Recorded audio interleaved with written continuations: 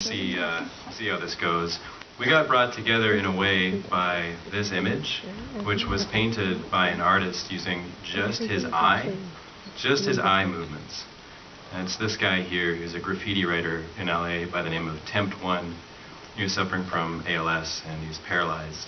But some friends of his banded around and got this really affordable optical control peripheral, basically a webcam and some infrared LEDs. And he was able to paint using just his eyes. It's kind of inspiring. So, the Peripherals initiative, we heard about that story on our side. That's Damien and I starting with that. And we just thought, hey, that's a pretty neat thing to explore in the video game space. And Damien and I are both on that side of things. So the first idea that sort of seemed worth exploring was just something that's kind of a flight game.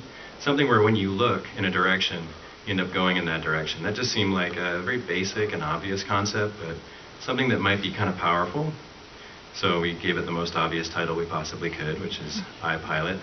And the next step was to figure out how feasible is it going to be to actually build a reliable optical control peripheral.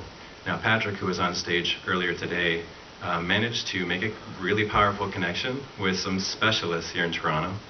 And they actually were already busy working on an optical control peripheral for an amazing project you might have seen at Nuit Blanche.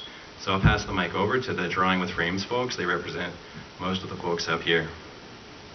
Oh, I'm a lot shorter than you. Hi, everyone. I'm Ruth. I'm one of the project managers of the Drawing with Frames exhibition. For those of you that went to Nuit Blanche this past fall, you may have seen us.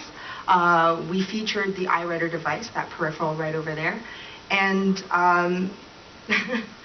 and it was an amazing experience.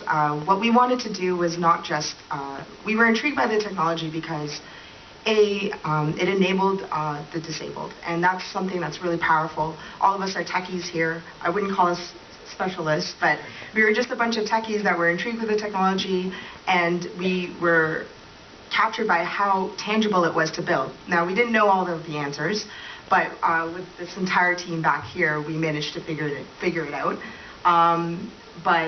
Basically, just like what Craig was describing, it's just a webcam that just tracks your actual retina. And we use software called the Gaze Tracker. The iWriter initiative also had their own software, but we found that the Gaze Tracker worked for us best. And then we got going on to the prototype. So the simplest, the most obvious thing was just take a pair of sunglasses and actually mount the webcam. And we went through several prototypes, but this was the one that we featured at Nuit Blanche. And so when we actually met Craig with his awesome game, and Damien as well, we thought we wanted to take it to the next level. And one of the members here, Saj, was like, well, if you're gonna use your eyes to actually navigate through the space, why don't we make it like a pilot's helmet? And so we just took it to the next level, and that really opened up the possibilities because the technology wasn't even just about drawing anymore. It opened up the potential that this peripheral can have so many applications, not just in gaming, which would completely change the user experience, but also there could be educational applications for those who are disabled. So again, that was the thing that connected us into the project, is that this device was invented for an ALS patient, someone who is paralyzed.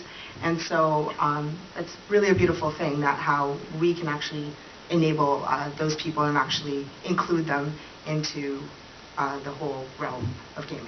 I'm going to jump in and say that that was designed by this guy, Saj, and that's known as the Saj 9000. And you got to check it out. It's super badass. And then as like a frame, we really needed the head to be stable. So we've got a seat there that supports the head and a roll cage to make you kind of, feel like you're in a plane. And Bobby kind of led the charge on that. And as for the video game, that's sort of me and Damien here. So Damien is a local DIY video game creator who you might know. And we got together and opened up Unity and started thinking about what it would be. And the main idea is that if you're moving through space, all we have to do is put something on the screen that's going to attract your attention, and you're going to like automatically look at it. And we know that, so we can design around that, and we can start to, put traps up for you to sort of look at and be distracted. Here's some footage, and I definitely recommend that if you get a chance, we got a wicked setup, and you might dig it.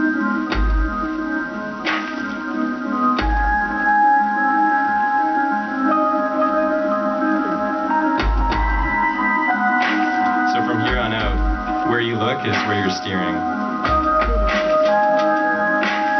So there's a couple things you can look at.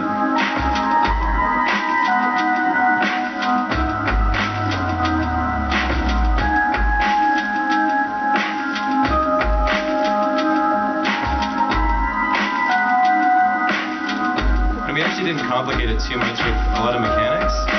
The experience was strong enough on its own that we just kind of let people explore. But there is a bit of a path that we're trying to guide you through.